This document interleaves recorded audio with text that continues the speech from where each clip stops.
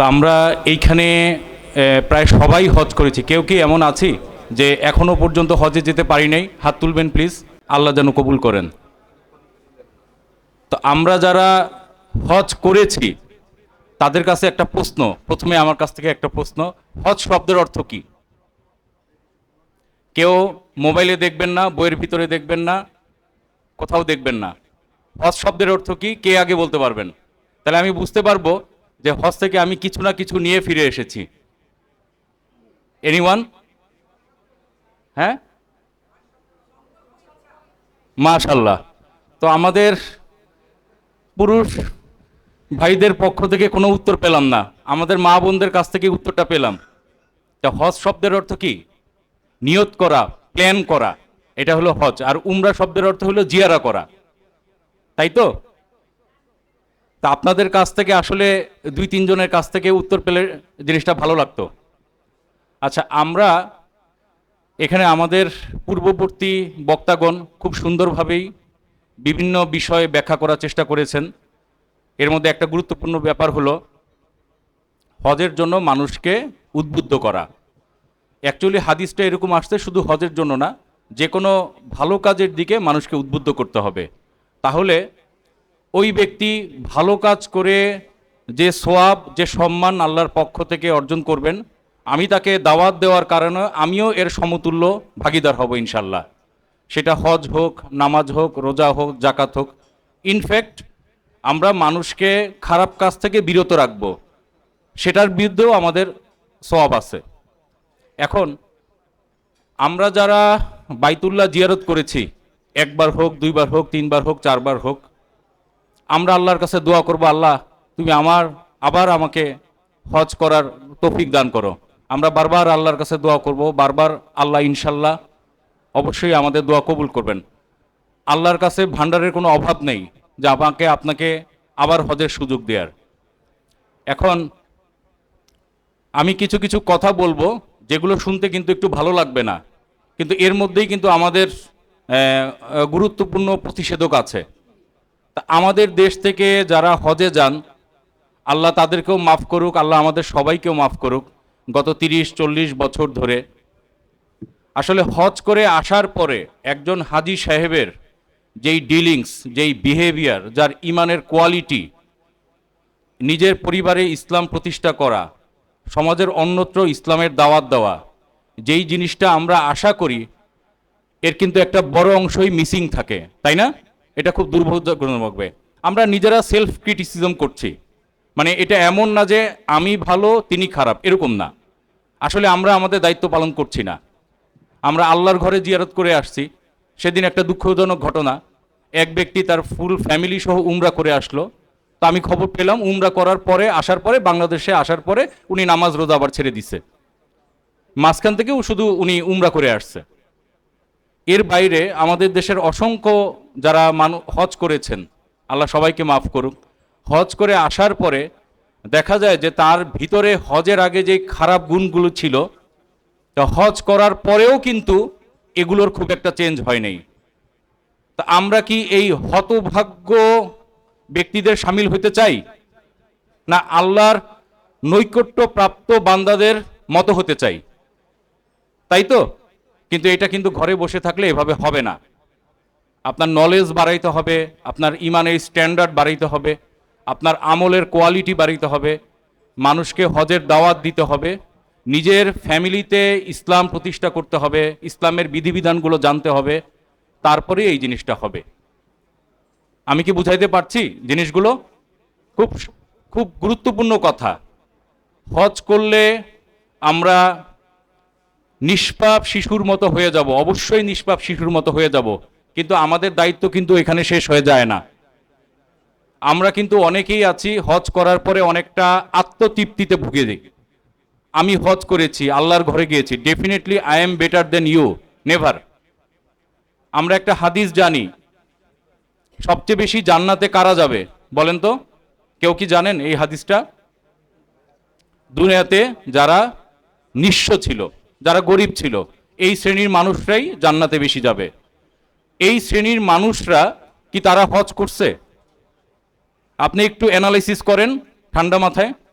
যারা গরিব, যারা অসহায়, তাদের পক্ষে কিন্তু জাকাত দেওয়া, হজ করা সম্ভব হয় না।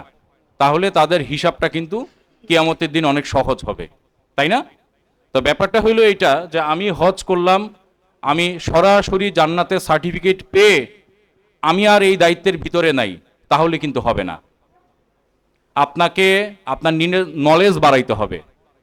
আমরা তো সবাই হেরা গুহা দেখেছি, তাই না? জাবালে নূর দেখেছি আমরা যারা হজে একবার সফর করেছি, হজ বা উমরাতে, তাই না?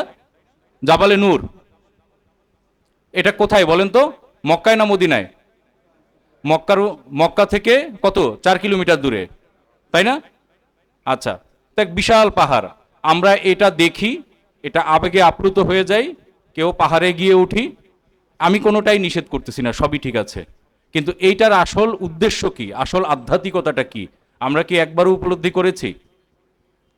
এখানে পবিত্র কুরআনের প্রথম 5টা আয়াত নাজিল হয়, তাই না? আউযুবিল্লাহি মিনাশ শাইতানির রাজিম, ইকরা বিসমি রব্বিকাল্লাযী খলাক। আল্লাহ তাআলা আমাদেরকে প্রথম যেই আয়াতের মাধ্যমে নির্দেশনা দিয়েছেন, পড়ো তোমার প্রভুর নামে যিনি তোমাকে সৃষ্টি করেছেন। আমরা কতটুকু পড়েছি? আমরা ইসলামের যে বিধানগুলো, হজ বলেন, নামাজ বলেন, রোজা বলেন, জাকাত বলেন, স্বামী স্ত্রীর অধিকার বলেন, পর্দা বলেন, সন্তানের দায়িত্ব কর্তব্য, এরকম অনেক ইসলামের বিষয় আছে যেগুলোর জন্য কিন্তু অনেক সুন্দর সুন্দর বই বের হয়েছে, দোয়ার বই আছে। তো আমরা কয়জন পড়ি প্রত্যহ এই ব্যাপারগুলো, কয়দিন পড়ি? আমার নিজের নলেজ ইসলামের ব্যাপারে, বিশেষ করে শিরক বিদাত কুফর ইমানের অনেক স্ট্রং নলেজের জন্য এটা কিন্তু খুব গুরুত্বপূর্ণ। তো আমরা হজ করে আসার পরেও অনেকের ভিতরে কিন্তু এই ধরনের একটা বিশ্বাস থাকে যে আমি আমার জমজমের পানি দিয়ে আমি আমার ইহরামের কাপড় ধুয়ে আনছি, এখন আমি যদি মারা যাই এইটা দিয়ে আমি দাফন করব, আমি বলে যাব আমাকে যেন এটা দিয়ে দাফন করা হয়। এবং তিনি বিশ্বাস করেন এইটা দিয়ে দাফন করলে তার কবরে আযাব মাফ হয়ে যাবে, তিনি জান্নাতের অধিকারী হয়ে যাবেন। এগুলো কি শিরক কুফরি বিশ্বাস না? এই ধরনের কথা কি কোনো কোরআন হাদিসে আছে? তা এই ধরনের বিশ্বাস কিন্তু হজ করে আসার পরে অনেক মানুষের মধ্যে আছে। অনেক মানুষ হজ করে আসার পরেও বিশ্বাস করে যে কবরে যিনি আছেন তিনি আমার উপকার করতে পারেন, তিনি আমার ভালো করতে পারেন, তিনি আমার মন্দ করতে পারেন। এই ধরনের বিশ্বাস কি আমাদের ইমানের সাথে কি সাংঘর্ষিক না? ইমানের সাথে সাংঘর্ষিক যে কোনো বিষয় যদি আমাদের আমলের ভিতরে থাকে, বিশ্বাসের ভিতরে থাকে, তাহলে আমাদের সমস্ত আমল বরবাদ হয়ে যাবে। তা আমি আসলে অনেক লম্বা ডিসকাশনে এখন যাব না, আমি সংক্ষেপে বুঝাইতে চাইলাম যে পবিত্র কোরআনের প্রথম ইনস্ট্রাকশনটাই ছিল হলো পড়ো তোমার প্রভুর নামে যিনি তোমাকে সৃষ্টি করেছেন। এখন আপনি বলেন, আপনি জেনারেল ব্যাকগ্রাউন্ডের মানুষ, আপনি doctor, engineer, pharmacist, army officer, আপনি অ্যাকাউন্টেন্ট, আপনি তো পড়তে পারেন না, আপনাকে কোরআনকে অনেক কঠিন মনে হয়, বা আপনি এমন মানুষের থেকে মেসেজ পেয়েছেন যে পবিত্র কোরআন আপনার দ্বারা সম্ভব হবে না, সম্পূর্ণ রং মেসেজ। সারা পৃথিবীর মানুষও যদি আপনাকে এই মেসেজটা দিয়ে থাকে, এটা ভুল মেসেজ দিয়েছে। তার ব্যাখ্যাটা আমি করছি। পবিত্র কোরআনে কয়টা সূরা আছে জানেন? আমরা জানি 114টা সূরা। এর মধ্যে একটা সূরা আছে সূরা কামার। কামার শব্দের অর্থ চন্দ্র। এটা হলো 54 নম্বর সূরা। সূরা আর রহমান হলো 55 নম্বর, তার আগের সূরাটা হলো সূরা কামার। এই সূরাতে আল্লাহ তাআলা 4 জায়গায় বলতেছেন যে আমি কুরআনকে উপদেশের জন্য, বোঝার জন্য সহজ করে দিয়েছি, উপদেশ গ্রহণের কি কেউ আছে? 17 নম্বর আয়াত, 22 নম্বর আয়াত, 32 নম্বর আয়াত, 40 নম্বর আয়াত, সবাই কোরআন খুলে মিলিয়ে নেবেন। এই 4 জায়গায় আল্লাহ তাআলা বলতেছেন আমি কুরআনকে বোঝার জন্য সহজ করে দিয়েছি, উপদেশ গ্রহণের কি কেউ আছে? মানে আল্লাহ তাআলা আমাদের থেকে খুঁজতেছেন আমরা কে কোরআনের কাছে যাব, কোরআন নিয়ে রিসার্চ করব। আমাদের মধ্যে অনেকে আছে রমজান মাসে কোরআন খতম দেওয়ার জন্য ওটা আমি রেখে দিছি, রমজান মাসে খতম দিব ওটা রেখে দিব, আর বাকি 11 মাস কোরআনের ধারেও নাই, কাছেও নাই। এই জন্য কি কোরআন নাজিল হয়েছে? কোরআন হলো হেদায়েত, কোরআন হলো উপদেশ, কোরআন হলো পূর্ববর্তী নবী রাসূলদের ঘটনা। পূর্ববর্তীতে যারা আল্লাহর অবাধ্য ছিল তাদেরকে আল্লাহ তাআলা কিভাবে শাস্তি দিচ্ছেন, এগুলোর বিস্তারিত বর্ণনা আপনি পবিত্র কোরআনে পাবেন ইনশাল্লাহ। আমার অনেকবার পবিত্র কোরআন পড়া হয়েছে আলহামদুলিল্লাহ। আমার যতবারই পড়া হয় বারবার মনে হয় যে আমি নতুন কিছু পড়তেছি, নতুন কিছু শিখতেছি। পৃথিবীর কোনো বই কিন্তু একবারের জায়গায় 2-3 বার পড়লে কিন্তু আর ভালো লাগে না, কিন্তু আমার কাছে মনে হয় যে পবিত্র কোরআন যত আমি পড়তেছি তত আল্লাহ তাআলা আমার ব্রেন খুলে দিচ্ছে, জানার স্কোপ তৈরি করে দিচ্ছে। তো আমরা হজ করে আসার পরেও আসলে আমার কথাগুলো কিন্তু শুনতে ভালো লাগবে না, আমি জানি শুনতে ভালো লাগবে না, সেই জন্যই কিন্তু বলা। আর এইটার ভিতরেই কিন্তু অ্যান্টিবায়োটিক আছে। সবাই শুধু কিন্তু মানে হজ করে আসলে আপনি জান্নাত পেয়ে যাবেন, আপনি নিষ্পাপ শিশুর মতো হয়ে যাবেন, আপনাকে হজে যাওয়ার জন্য উদ্বুদ্ধ করবেন, সবই ঠিক আছে, খুবই সুন্দর আলোচনা। কিন্তু আমার একজন হাজি হলো একজন অ্যাম্বাসেডর, ব্র্যান্ড অ্যাম্বাসেডর। বুঝেন ব্র্যান্ড অ্যাম্বাসেডর কি? যে তাকে যেন সবাই ফলো করে। আপনি হজ করে আসছেন, হজ করে আসার পরেও আগের মতো মানুষের সাথে মিথ্যা কথা বলেন, মানুষের সাথে রুড আচরণ করেন, আপনি আগের মতোই যেনতেন লাইফ লিড করেন, নামাজ ঠিক মতো পড়েন না, আপনি রোজা ঠিক মতো রাখেন না, ইসলামের বিধিবিধান মানলে শুনলে আপনার গা জ্বলে, আপনি আসলে ইসলামের ভিতরে নাই। হজ করে আসার পরে এই ব্যাপারগুলো আরো ভালো আকারে হওয়া উচিত ছিল, কি তাই তো? আসলে এই ব্যাপারগুলো হজে যাওয়ার আগেই একটু প্রশিক্ষণ নিতে হয়। না হলে আমার ভিতরে যদি 10টা খারাপ গুণ থাকে, আমি হজ করলাম আর কালকে থেকে 100% ভদ্রলোক হয়ে গেলাম, ব্যাপারটা কিন্তু এরকম হবে না, এটা কখনোই হবে না। হজ করার আগেই যেটা প্ল্যান করতে হয়, যারা এখনো হজে যান নাই তারা আমার কথাগুলো ভালো করে শুনবেন, আর যারা হজে গিয়েছেন তারাও এখন থেকে আমি আত্মশুদ্ধি করব, নিজেকে পরিশুদ্ধ করব। আল্লাহ তাআলা কখনোই কোনো ব্যক্তিকে নিরাশ হতে নিষেধ করেছেন, ঠিক আছে? আমি যত পাপী হই, আমি হজ করছি তার মানে এই না যে আমার দ্বারা পাপ হবে না, আমার দ্বারা পাপ হইতে পারে, আবার আল্লাহ তাআলা আমাকে মাফ করবেন। আমি নামাজ পড়বো, আমি রোজা রাখবো, আমি জাকাত দিব, আমি দান সদকা করব, আমি তাহাজ্জুদের নামাজ পড়বো, আল্লাহ কি আমাকে মাফ করবেন না? অবশ্যই আমাকে মাফ করবেন, সেই ফার্ম বিলিফটা আমার মধ্যে থাকতে হবে।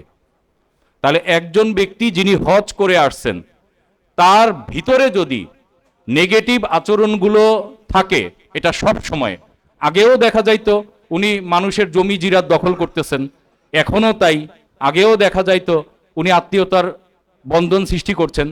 এমনও অনেক হাজিদের কথা আমি জানি, শুনি, যিনি একাধিকবার হজ করছেন কিন্তু তার বোনের সম্পদের হক তিনি দেন নাই। এবার আপনি বলেন এটা কি ঠিক আছে কিনা? আমি চিনি, আমি এরকম অনেক মানুষকে চিনি, আমার এগুলো নিয়ে রিসার্চ করতে হয়। আমার এই হজের গাইড এবং প্রশিক্ষক হওয়ার পিছনে ছোট্ট একটা ঘটনা বলি। এক্সকিউজ মি, আমাকে কতক্ষণ পারমিট করবেন জানায় না, ঠিক আছে? থামানোর আগে অন্তত 2 মিনিট আগে বললেন আর কি। তো আমি 2013-তে প্রথম হজ করি, তো আলহামদুলিল্লাহ আমি 4 বার হজ করেছি, 2 বার উমরা করেছি, মোট 6 বার ভিজিট হয়েছে, কিন্তু আমার মনের আশা এখনো পূর্ণ হয় নাই। আমি প্রতিবারই হজে আল্লাহর কাছে কান্নাকাটি করি, আল্লাহ তোমার ঘর আমাকে বারবার জিয়ারত করার তৌফিক দান করো। আমি প্রতিবারই দোয়া করি আল্লাহর কাছে এবং আল্লাহ আমার দোয়া কবুল করেন। তো 2013-তে আমি আমার মাকে সহ প্রথম হজ করি। তো আমার ছেলেটা, আমার একমাত্র ছেলেটা ছিল ছোট, তো আমার মিসেসকে নেওয়া আমার পক্ষে সম্ভব হয় নাই। আমি তাকে বললাম যে আল্লাহ যদি আমাকে তৌফিক দান করেন আমি তোমাকে নিয়েও ইনশাল্লাহ হজ করব। তা আমি আমার মাকে নিয়ে হজে গেলাম। হজে যাওয়ার পরে আমার যেই জিনিসটা সবচেয়ে বেশি খারাপ লাগলো, আমার দেখে মনে হলো হাজি সাহেবদেরকে, এর প্রায় 90% হাজি হবে, এর কম হবে না, জাস্ট 4টা হাত পা নিয়ে আল্লাহর বান্দারা হজে চলে আসছেন শুধু মুআল্লিমের উপর ভরসা করে। হজে যাওয়ার আগে নিজের জবানকে হেফাজত করার ব্যাপার আছে। আপনারা যদি নিজেরা সেলফ টক করেন তাহলে কিন্তু আমার আর কথা বলার দরকার হয় না। কিছু মনে করবেন না, আমার কথাগুলো কিন্তু একটু এরকমই। আমি এখানে লেকচার দিচ্ছি, আমার নিজেরও নসিহা হচ্ছে, আপনাদেরও যদি 2টা উপকারে লাগে আমি নিজেকে সৌভাগ্যবান মনে করব। কিন্তু আপনারা নিজেরা সাইড টক করবেন না প্লিজ। আমি প্রয়োজনে আপনার কথা শুনবো, আপনার প্রশ্নের উত্তর দিব ইনশাল্লাহ। তো আমি যেটা বলছিলাম, 2013 সালে যখন আমি হজে গেলাম, তো ওই সময় আমার কাছে মনে হয়েছিল যে বাংলাদেশ থেকে যে সমস্ত সম্মানিত হাজি সাহেবরা হজে যান তার 90% মানুষ হজের কোনো লেখাপড়া না করে হজে চলে যান। হজের লেখাপড়া বলতে আমি বুঝাচ্ছি শুধু হজের ফরজ, ওয়াজিব, সুন্নত, নফল না, হজের শিক্ষা এবং আধ্যাত্মিকতা, এটা হলো মেইন। আপনি যদি হজের ওয়াজিব কোনোটা না জানেন, এটা কিন্তু মুয়াল্লেম বলেন, অন্যান্য হাজিরা বলেন, একসাথে পালন করলে কিন্তু হয়ে যায়। কিন্তু হজের শিক্ষা এবং আধ্যাত্মিকতা, হজ থেকে আমি কি শিখব, কিভাবে হজের পরে আমি আমার লাইফ লিড করব, আমি কি জেদ্দা এয়ারপোর্টে আমি আমার হজটাকে রেখে আসব, নাকি আমি মৃত্যু পর্যন্ত হজটাকে ধরে রাখব, এই এই শিক্ষাটা হজের আগে শিখতে হয়, হজের পরে না। তারপরেও আমাদের দেরি, এখনো অনেক দেরি হয় নাই, কারণ আল্লাহ তাআলা আমাকে এখনো হায়াত দান করছেন। তাহলে ইসলামের বিভিন্ন বিষয় নিয়ে, নামাজ বলেন, রোজা বলেন, এখনো হজ বলেন, জাকাত বলেন, মানুষের অধিকার বলেন, এরকম প্রত্যেকটা বিষয় নিয়ে পড়াশোনা করতে হবে। শুধু গতানুগতিক ধারার উপরে রাখলে হবে না, শুধু আমাদের উপরে ভরসা করলে হবে না, আমি হুজুরের কাছ থেকে জেনে নিব না। আপনাকে রাসূল সাল্লাল্লাহু আলাইহি ওয়াসাল্লামের আমল শিখতে হবে। রাসূল সাল্লাল্লাহু আলাইহি ওয়াসাল্লাম এবং তার সাহাবারা কিভাবে এই আমলটা করতেন, কিভাবে জাকাত দিতেন, কিভাবে জাকাতের হিসাব করতেন, কিভাবে দান সদকা করতেন, আর এই সব বিস্তারিত আপনি একটা ভালো গাইডেন্স পাবেন পবিত্র কোরআনে। তো হজ করে আসছেন, এখনো তিনি পবিত্র কোরআন স্পষ্টভাবে সহিভাবে পড়তে পারেন না, তাহলে এইটা কি আমাদের জন্য মানে কোনো ভালো কথা হইল? একজন হাজী সাহেবের কাছ থেকে আমরা আরো অনেক কিছু আশা করি। তিনি একজন গাইড, তিনি আরো 10টা মানুষকে হালাল হারামের ব্যাপারে উদ্বুদ্ধ করবেন, পর্দার ব্যাপারে উদ্বুদ্ধ করবেন, নামাজের ব্যাপারে উদ্বুদ্ধ করবেন। তাহলে সারসংক্ষেপ হলো এই বিষয়টা, আমার কোনো আচরণে, আমার কোনো ডিলিংসে, আমার কোনো কথায় কেউ যেন মনে মনে এটা বলতে না পারে যে লোকটা হজ করে আসছে কিন্তু তার ভিতরে কোনো স্ট্যান্ডার্ড নাই, তাহলে অ্যাকচুয়ালি গালিটা হজের গায়ে যায় পড়লো আমার কারণে, তাই না? দোষের ভাগিদার কিন্তু শুধু আমি হইলাম কেন, আরো অনেক মানুষ হয়ে গেল, তার মধ্যে হজ সম্পর্কে একটা নেগেটিভ ধারণা হয়ে গেল যে হজ করার পরেও তো মানুষের চেঞ্জ হয় না, তাইলে আর হজ করে কি করব? শুধু মানুষকে হজের দাওয়াত দিলে হবে না, সাথে সাথে প্রমাণ করতে হবে যে আমি একজন হাজী। কি আমি কি বুঝাইতে পারতেছি? এই জিনিসটা শুধু শুনলে হবে না, আমাকে এই ভালো ভালো বইগুলো বাজার থেকে কিনতে হবে। আর কেউ যদি বইয়ের লিস্ট চান, প্রয়োজনে আমার সাথে আলাদাভাবে যোগাযোগ করবেন ইনশাল্লাহ। তা আমি বইয়ের লিস্ট দিব, এগুলো কিনবেন, বা আমি উপহারও দিতে পারি, যদি তার আগ্রহ অনুযায়ী উপহারও দিতে পারি, তো আমার সাথে যোগাযোগ করবেন ইনশাল্লাহ, আমি মানে যোগাযোগের ব্যবস্থা করব। এরপরে আসেন গুরুত্বপূর্ণ ব্যাপার, যে আমি হজ করলাম, ভালো কথা, আমি নামাজ রোজা শুরু করলাম, আমি ভালো মতো ইসলামের বিধিবিধান পালন করলাম, ওদিক দিয়ে আমার স্ত্রী, আমার সন্তান ইসলামের ভিতরে নাই, এটা দ্বারা কি আমার নাজাত হবে কিনা? আপনারা উত্তর দিবেন, আপনারা লজিক্যাল মানুষ, আপনারা জ্ঞানী মানুষ, আপনারা অধিকাংশ মানুষ হজ করেছেন, আপনারা লজিকের মাধ্যমে কথা বলবেন, এইটা দ্বারা আমার মুক্ত হবে কিনা? সূরা তাহরিম নামে একটা সূরা আছে, 66 নম্বর সূরা, এর আয়াত নম্বর 6, যে হে ঈমানদারগণ, আল্লাহ বলতেছেন, তোমরা নিজেদেরকে এবং নিজেদের পরিবারকে জাহান্নামের আগুন থেকে বাঁচাও। একদম স্পষ্ট ভাষায় আল্লাহ তাআলা বলে দিচ্ছেন যে নিজেকে এবং নিজেদের পরিবারকে জাহান্নামের আগুন থেকে বাঁচাও, যার ইন্ধন হবে মানুষ এবং পাথর। কথা একদম স্পষ্ট। তাহলে আমি একা একা স্বার্থপরের মতো জান্নাতে যাব, এটা কিন্তু হবে না। আপনাকে আপনার স্ত্রী, সন্তান, পরিবার পরিজন সবাইকে নিয়েই জান্নাতের পথে হাঁটতে হবে। আমার স্ত্রী যদি ঠিকমতো পর্দা না করে, আমার স্ত্রী যদি নামাজ না পড়ে, ফর এক্সাম্পল এটা আমিও না করতে পারি, মানে ভাইস ভার্সা, সব দোষ স্ত্রীর তা কিন্তু না। আমার স্ত্রী এখানে উপস্থিত নাই, এটা আমার জন্য ভালো, হয়তো বাসায় যায় আরো অন্যরকম কিছু আলোচনা হইতে পারতো। যাই হোক, এটা ভাইস ভার্সা, যে কোনো মানে হাজী সাহেবান, মানে মহিলা হাজী যদি ইসলামের বিধিবিধানের উপরে থাকেন, তার হাজবেন্ড যদি এটার উপরে না থাকেন, তাইলেও তার দায়িত্ব আছে। তাহলে আমরা প্রত্যেকেই রাখাল, আমাদের কিন্তু দায়িত্ব আছে। আমার ছেলে, তা আমি সকালবেলা ফজরের নামাজ পড়লাম, আমার ছেলে কিন্তু বিছনার মধ্যে ঘুমাইতেছে, এতে আপনি অ্যাকুয়েস্ট হবেন কিনা? এই হজ আপনাকে রক্ষা করতে পারবে না। কেন? হজের মাধ্যমে যে শিক্ষাটা, যে আপনাকে একটা পিওর ইসলামের পরিবেশ ঘরের ভিতরে আপনাকে তৈরি করতে হবে। আরো দুঃখজনকভাবে বলতে হয়, কত বলবো, আমি এরকম 2বার হজ করছেন, এরকম বাসায়ও আমি গিয়ে দেখছি, তার বাসায় মূর্তি, তার বাসায় মানে ছবি ঝুলতেছে মানুষের, মানে আমি কি বলবো।